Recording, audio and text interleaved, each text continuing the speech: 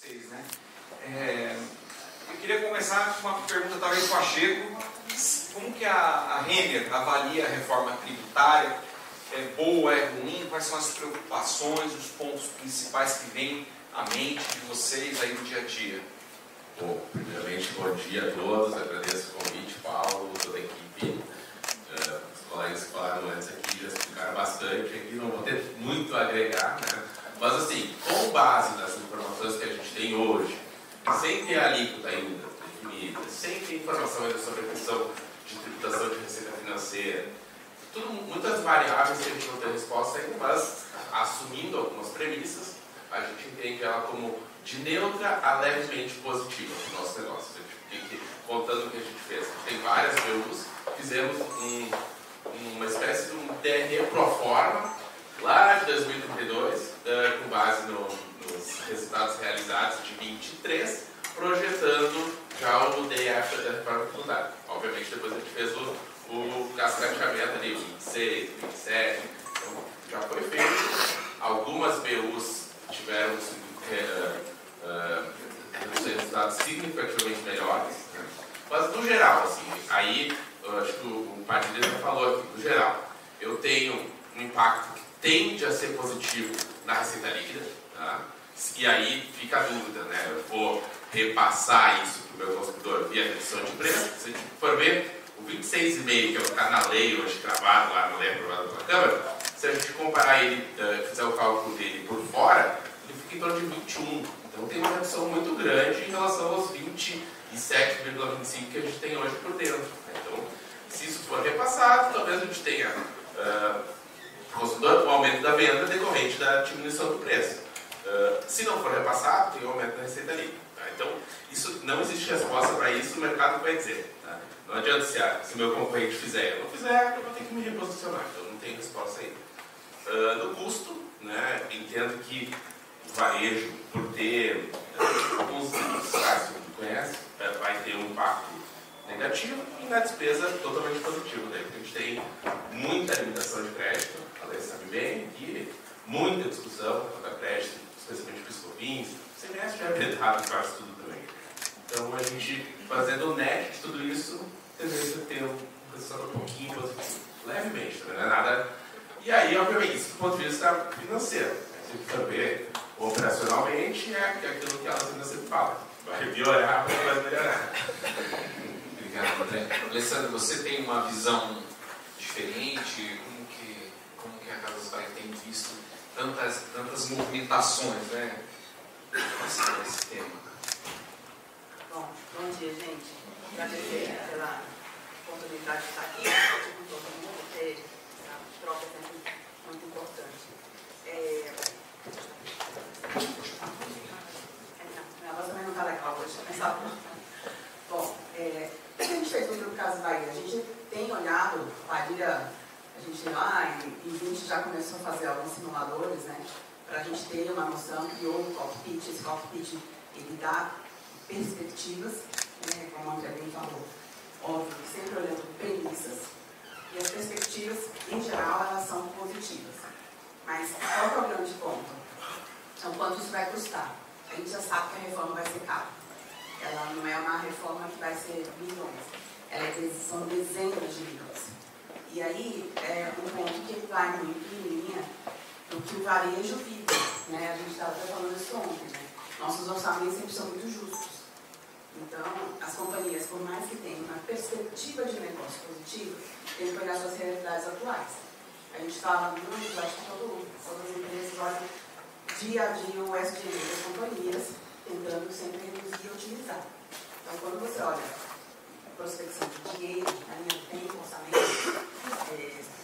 eu acho que a gente tem um baita desafio para trazer a reforma para dentro de casa. Perspectiva de positividade, sim, é viável, mas ela vai ter reflexos complexos ao mesmo tempo. É a brincadeira da equação que você citou lá na sua fala, que acaba que a gente fala isso dentro de casa o tempo inteiro ali no Grupo Casas Bahia. A equação da soma dos dois infernos sempre dá algum paraíso. Né? E aí, em geral, não está. Essa é a venda que a gente prega todo o tempo. Então, hoje, a gente está nessa perspectiva, olhando para os horizontes, achando que, vendo que tem essas possibilidades, mas os ensaios, em geral, das PUs, elas mostram que o comportamento, como a Padilha falou muito bem, é holístico, é personalístico, porque cada negócio vai ter seu formato.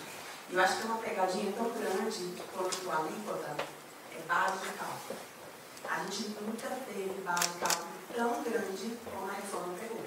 Se a gente avaliar, a gente olhando, né, quando a gente faz ensaio, a gente olha a receita, não é só mais a receita, né, gente? A gente vai ter que olhar também todas as perspectivas de base de cálculo, porque tudo aumentou. E isso também vai afetar os negócios. Relações que antes não tinham tributação, não tinham suspensão e tudo mais, acabou. Então, quanto a gente está fazendo esses incrementais para que a gente possa ter uma perspectiva de receita real nos negócios. Então, sim, a gente olha com positividade, mas com bastante atenção nos elementos que são variáveis ainda não declaradas de forma combustível, critério de alimentação, mas que vão afetar o negócio. E a segunda preocupação, quanto apresentado para as companhias, é o tamanho do orçamento que vai ser alocado. Juliana, do lado do PAT, como é que está essa visão sobre a reforma?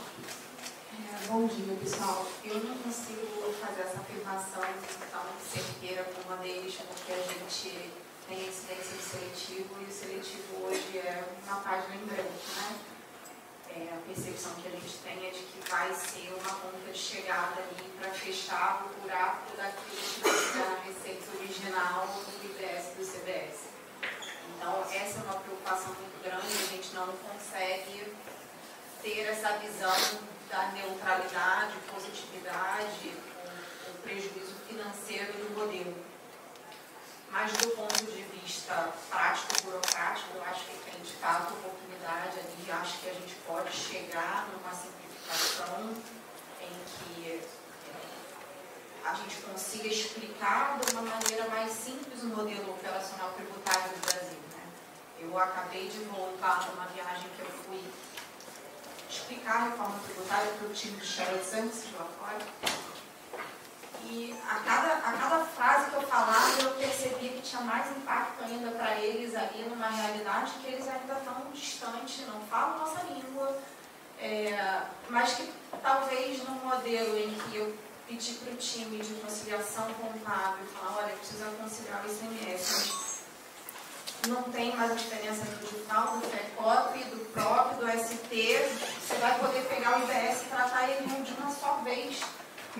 Acho que isso vai ser uma maneira de simplificar coisas que hoje a gente nem percebe que tem impacto. Então, estamos nessa análise do dia a dia, tentando simular o seletivo com toda a maluquice que a gente está vendo que pode vir, para o bem, para o mal, para o outro. Mas a gente tem uma confiança de que em 2020, para além do 3, tá? O 3 eu ainda não acho que vai ser um modelo tranquilo ainda. Para além do 3, que a gente pode estar vivendo uma realidade melhor. André, do ponto de vista de preparação, o que a Renner tem feito, como que está a receptividade das outras áreas para se juntar nessa grande batalha? Acho que isso a gente deu sorte, ou então era preparação mesmo. A gente conseguiu engajar bastante, desde o board, os comitês, a diretoria, dizendo o quê? Né? Para nós, sempre a empresa faz todo ano uma análise de SWOT, a reforma tem que estar ali. Ela é uma oportunidade para quem conseguir capturar tudo que ela eventualmente pode trazer de negociação de preços, quem conseguir fazer bem a negociação de preços, tirar tudo que compõe, tudo de tributo que compõe o preço atual e colocar os novos, inclusive o IPI, né, que a gente tem, no nosso caso, tem no custo, nós não somos contribuintes de IPI, mas o custo tem que conseguir tirar. Se tem alíquota zero, não pode vir no preço fornecedor de fatura. Se eu conseguir capturar tudo isso, uma oportunidade. Se eu não der ferramentas para o meu negociador, para o meu comprador, tá em campo, está visitando o fornecedor, conseguir negociar, conseguir fazer o depara e dizer qual é o preço líquido que ele vai oferecer para aquela compra, é uma ameaça daí, tá? Uma ameaça para a margem e para a saúde financeira do nosso negócio. Então, o que a gente tem feito? A gente está, nesse momento agora, aprovando o orçamento, né? Espero que seja aprovado. montamos um programa, porque como isso vai passar de ano para ano, 2003, não sei se não é um projeto rapidinho ali, né? E aí agora estamos conseguindo aumento de quadro, é necessário, não tem como fazer a mais com o mesmo time que a gente tem agora, né? E a alocação das áreas, tá? Esse é o processo atual. E aí as pessoas dizem, não vou liberar recursos, preciso de um aumento também e tal. Então, está sendo difícil, está custando caro. E acho que um dado que é, assim, talvez o mais preocupante, além do headcount, headcount é importante, preciso de gente que entenda mesmo, vá profundamente ali, vai ser mais barato o pessoal preparado, fazendo a reforma dar certo, do que eventualmente querer economizar nisso, tá? Mas um ponto muito caro, entendo você caro, é a gente fez um inventário de sistemas que tem que ser atualizados, tá? E se eles não forem atualizados de graça, o que eu estou ouvindo bastante, aí, mas tu não mudou para a nuvem, então tu não vai receber de graça, assim, eu ouvi de tudo. Eu tenho mais de quase 5 sistemas para atualizar, tá? Então, isso aí, e além disso, né, se for de graça, eu ainda tenho um problema de teste, né? Eu tenho que testar, até conseguir colocar a produção, é muita hora o homem para trabalhar já no ano que vem, tem que ser no ano que vem. O ano que vem já está aí, né? Como é que está lá na Casas Bahia toda essa preparação, aceitação, montagem das equipes, cronograma? Conseguiu orçamento. Ainda bem que o Padilha não está mais lá, né? Agora você conseguiu o orçamento, né? O chefe não vai jogar. O Padilha seria a mesma coisa, não o chefe. Bom, o que a gente fez na Casa Bahia, né, para trazer todos os atores para a mesa? A gente também está trabalhando como programa. Nosso programa são 4 pilares. Um pilar a gente chama de negócios, onde a gente faz os ensaios e simuladores. Quando a gente faz ensaio e simulador, a gente mostra como a área, por exemplo, de B2B vai ser afetada. A B2C, como é que seria também seus efeitos, tanto internos quanto relações de negócio. Quando você começa a fazer esses ensaios, e aí vai fazer por P1, você traz os donos das áreas para dentro da reforma, e você começa a traduzir para a língua daquela pessoa. Né? Você começa a colocar seu discurso conveniente com a audiência, né? Porque se você chegar lá e falar só, a reforma vai acontecer, isso aí é um projeto da área tributária. Então, a primeira coisa que a gente fez foi fugir dessa história de projeto da área tributária. Isso é um programa que afeta a economia e vai afetar os negócios fortemente. Por isso, o primeiro pilar da gente é negócio. O segundo pilar que a gente está trabalhando, que é tão importante quanto é tempo, porque, assim como o André colocou, a gente também tem um desafio absurdo de sistema. Acho que o João até participou. A gente fez um café, né, João? Conversando aí, em Paulo. Somos uma grande casca grande cebola, gente. Porque o que acontece? Sistemas de 1960, 1970, eles foram, de certa forma, voltados para as condições que se tinha na época. Então você vai imaginando, né? Você tem uma pequena camada que vai ganhando outra camada, outra camada, outra camada. Aí você fala, gente, cadê o centro da Terra? Não tem centro da Terra aqui, gente. Você tem que fazer uma odisseia para chegar lá. Então, muito se fala dessas reconstruções, desconstruções, que basicamente abraçaram esse sistema.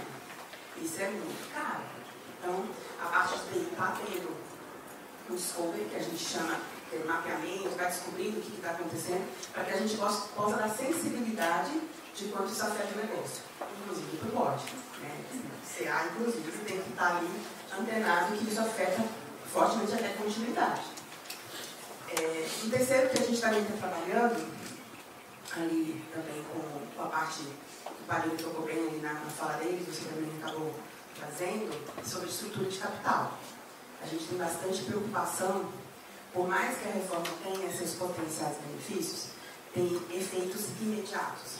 Qual é o efeito imediato que a gente já está prevendo? 27 entre CBS. Eu sei que sou bastante otimista, mas eu duvido que a gente vai ter ressarcimento nos 3 primeiros dos 90 dias.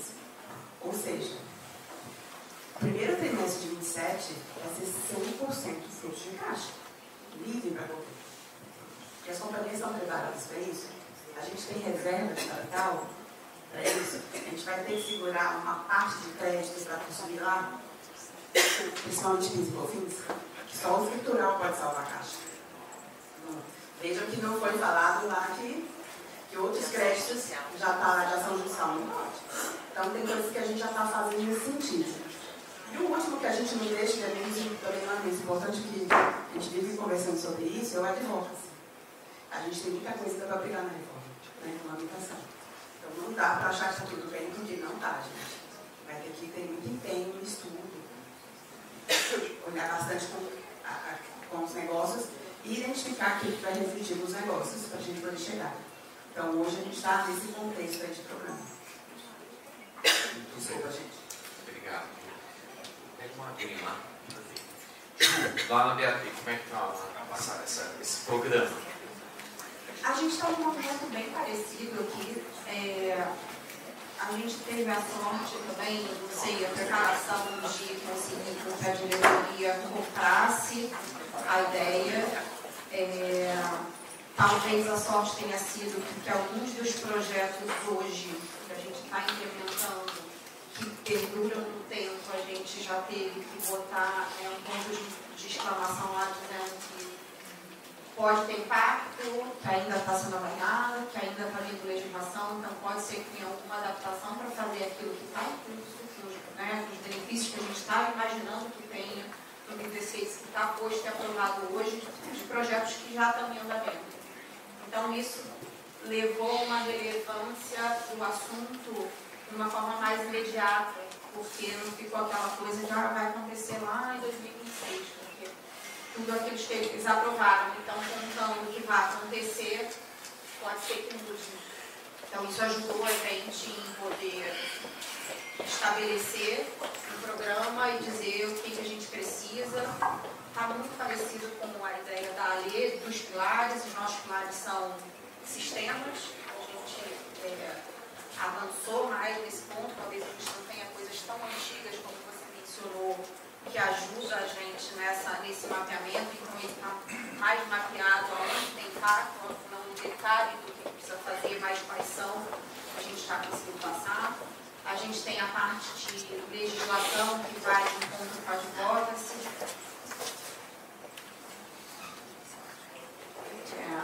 Tem muita coisa ainda, se a gente está gastando energia ainda nos projetos de lei complementar, lembra que isso vai chegar no nível de portaria ainda, comitê gestor, que a gente nem sabe quem é, e ainda tem, depois que eles souberem quem são, eles ainda têm muito trabalho para fazer na frente, então eu acho que totalmente desconhecido ainda.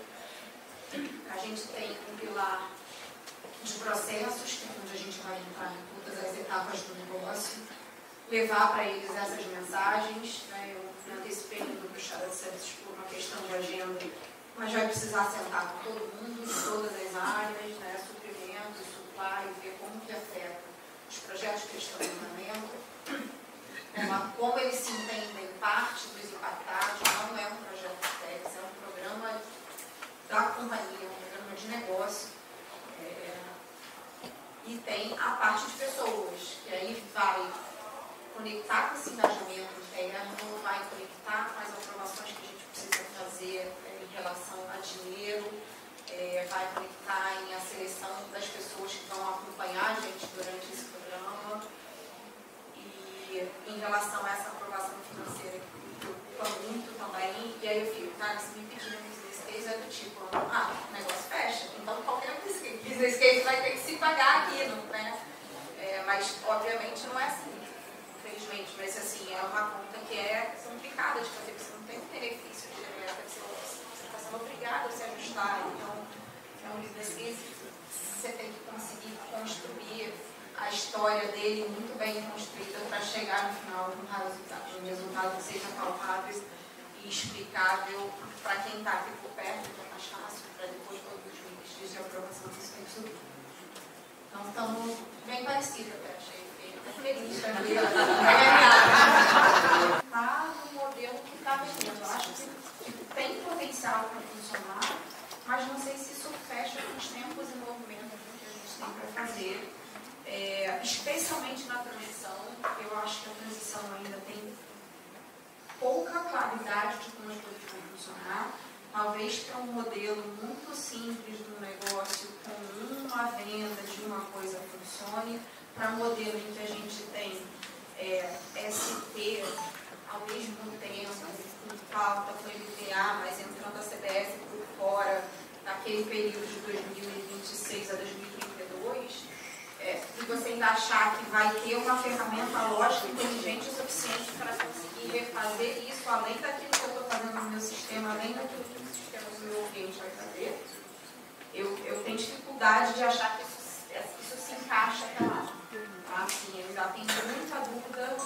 Acho que para 2033 pode ser que esteja um modelo mais funcional, né? A gente já vai ter limpado boa parte do que tem acontecido no caminho.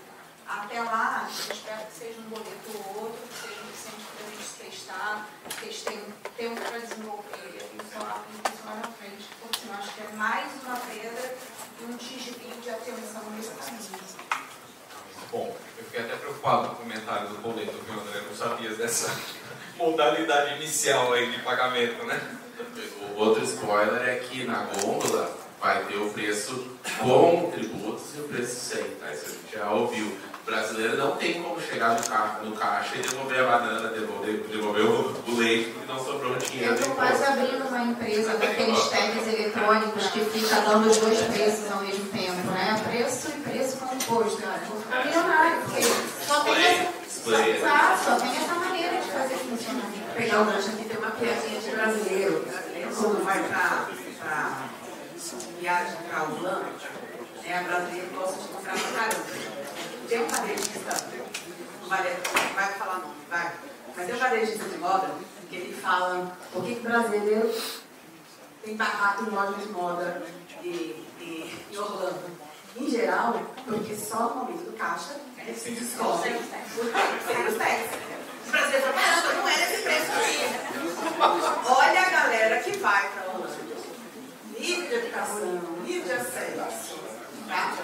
É outra coisa. Agora vamos combinar, não é desfazendo a nossa população. A nossa população, como a gente falou bem, o nível de educação é muito menor. A pessoa não dá conta de fazer algumas contas básicas, não acontecem.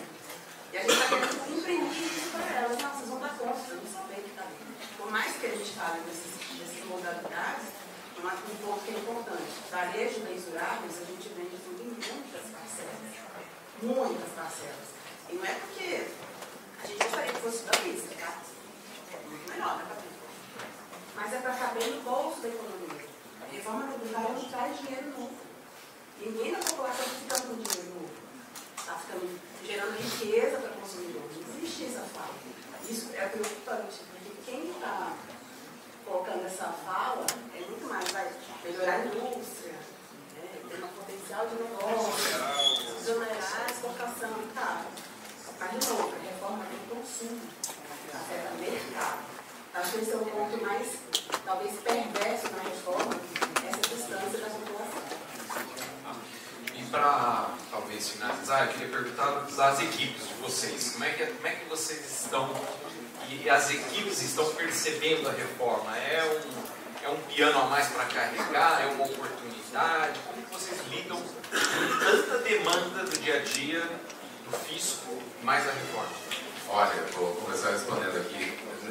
Esse ponto está difícil, tá? Eu sei que está difícil, porque é preciso de ajuda de especialistas aí em motivação de time, tentar puxar o pessoal para dentro do projeto, porque eu tenho o seguinte cenário: gente que não está vendo que é uma super oportunidade de aprender e de reaprender, aprender de novo, né?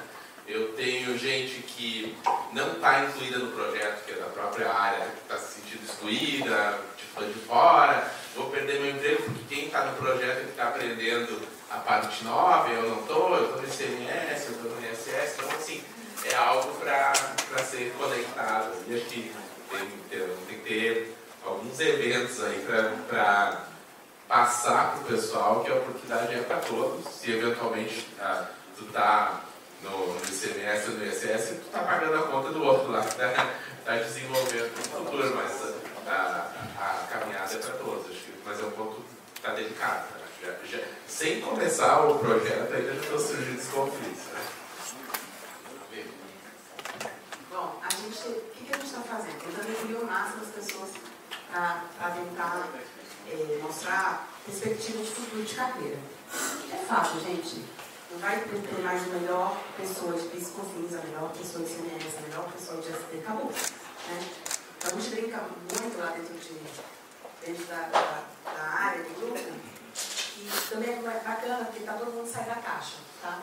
Todo mundo é brinquedo novo, está abrindo um plástico ali, todo mundo saindo zerado do game.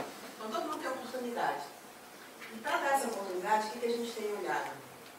O que a IA pode de fato acelerar essa oportunidade das pessoas participarem mais efetivamente. A gente sabe que a jornada fiscal hoje ela é densa, precisa de horas a fio de construção, apuração, análise de crédito PIS/COFINS. E isso não é algo que a RPA faça. Sabe, é binário, senão não vai embora. Para isso que a gente está falando, de apuração, de reavaliação de crédito, é necessário IA. Então a gente está numa caminhada, a gente está construindo nesse modelo para que a IA substitua de fato aquilo que tem mais dedicação e tempo das pessoas, para que as pessoas saiam do processo e elas migrem para a reforma. Porque a reforma vai precisar, né, como a gente falou, essa é uma brincadeira, mas de fato a gente tenta fazer ficar pouco das dificuldades que tem, mas a parte de conciliação vai ser dramática, se a gente for pensar. Não é uma coisa que era comum, a gente já sabia, já tem isso no nosso dia a dia, mas não no volume que está se apresentando.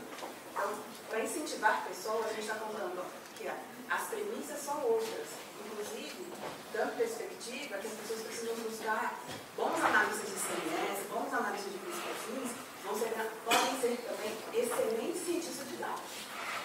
Porque não precisa apertar muito, né, gente? Dado você não precisa esquisinhar ele, escravizar. Dado grita, dado mostra ali o que está acontecendo.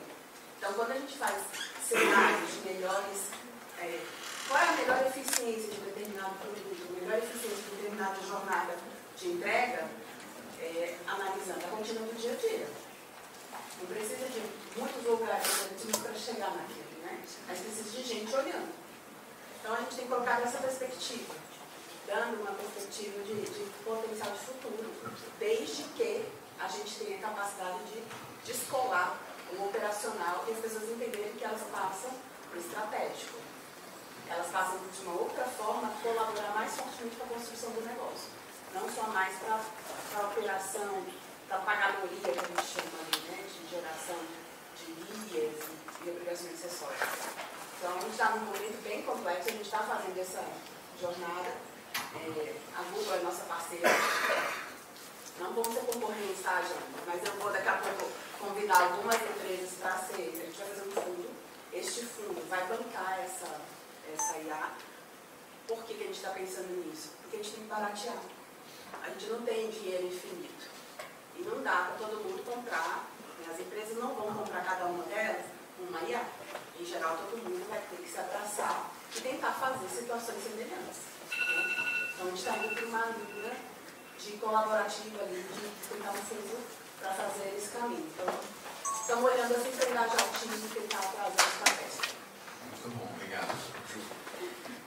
Essa é uma preocupação, acho que talvez a minha preocupação mais eminente, assim, em relação ao time, tá? Eu tenho um projeto interno e tenho um gerente meu aqui que sabe que a gente está trabalhando muito fortemente nisso. Eu não quero que ninguém fique fazendo trabalho com a sensação de que eu apurei meu último PIS/COFINS da vida e 31 de dezembro de 2026. Bom, 1º de janeiro, obrigada, gente. Não, sim, não quero que isso aconteça.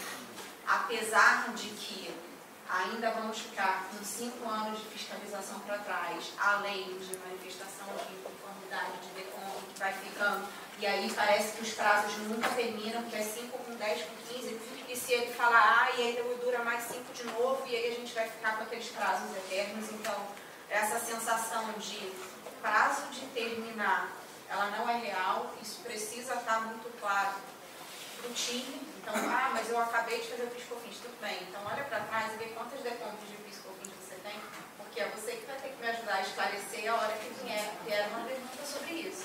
Né? Crédito que ainda fica, muita explicação que fica para trás. Então, acho que isso também tem que estar muito claro para o time, de que parece que acabou, mas não acabou. Então, se é 2033 que entra o IBS, CBS Full, o ICMS, a gente ainda vai ficar no mínimo 5 anos explicando a nota daqui, a nota dali.